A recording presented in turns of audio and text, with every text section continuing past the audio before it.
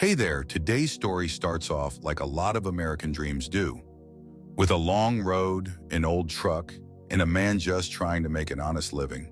His name was Joe, Vietnam vet, quiet, kept a photo of his wife on the dash and a half-drunk bottle of Coke by the seat. He'd spent 30 years behind the wheel, hauling everything from produce to furniture, never asking questions, never causing trouble. Driving was his peace. Out there under the stars, engine humming, no one judged him. He didn't care about politics, didn't care about noise. He just wanted the open road and to get home safe. But one road out of El Paso changed everything. Because on that trip, someone loaded his trailer with more than paper towels and pallets of soda.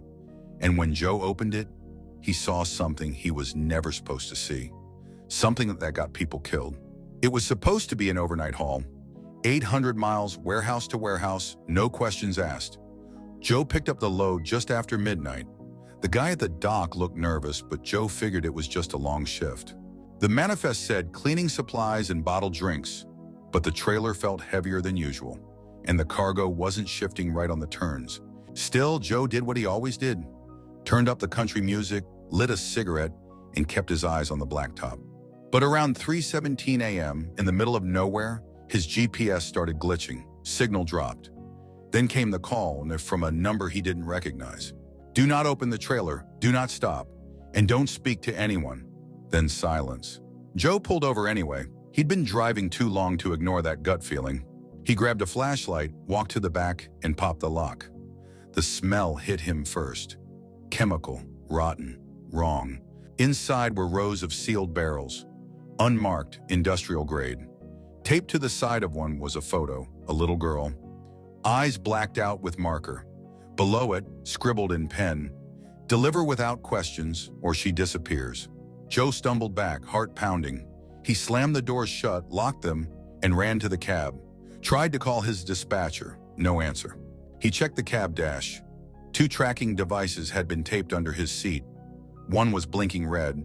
That's when headlights appeared in his rearview mirror. 2 black SUVs, no plates. Joe floored it, didn't stop until sunrise. At a gas station near Amarillo, he dumped the GPS, stashed the logbook, and went inside to call the cops. But when he gave them the trailer number, they told him it didn't exist. That number was never registered. He checked the paperwork again. It was gone. The sealed envelope on his seat replaced with a blank one. And the security footage from the gas station, the cameras had malfunctioned. Joe wasn't just running from criminals anymore. He was trapped in something deeper, a loop, a system, something that erased every trace of the truth. Days later, Joe went home, but someone had already been there. His apartment was torn apart, methodically, not robbed, just searched. No neighbors saw anyone come or go. His old army buddy told him flat out, "You're in something federal, walk away. They clean these things up fast." But Joe couldn't, not after what he saw, not after that photo of the little girl. He contacted a local reporter, told her everything. 2 weeks later, her car was found submerged in a river. Her notes were never recovered. Joe doesn't drive anymore. Sold the truck, burned his logbooks, lives in a rented cabin under a different name. Sometimes he still hears engines in the distance late at night, even though he's miles from the nearest road. Sometimes he finds envelopes in the mailbox, empty, just like the one in the cab. The logistics company merged with another, changed names. But the facility in El Paso, still active, still hiring, still moving trailers in and out at 3 a.m. And if you ask around long enough, you'll hear whispers about drivers who got reassigned, routes that never show up on the map, loads that shouldn't be legal, shouldn't exist, but still move. Joe said it best, "We weren't hauling cargo, we were hauling blackmail, fear, and silence." And that trailer, it wasn't the first, it wasn't the last, and it was never meant to be found. Some roads don't lead anywhere. Some deliveries should never be made. And some jobs then come with a price that no paycheck can cover. Joe thought he was just hauling another load. He didn't know he'd stepped into a machine, one designed to erase people who ask too many questions.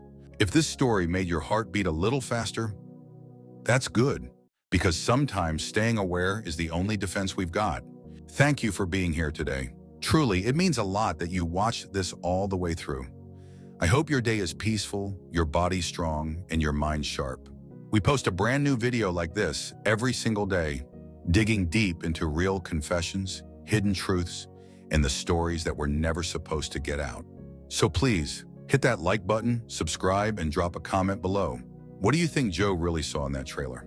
Take care of yourself, and remember, some highways don't take you home. They take you somewhere you were never meant to go.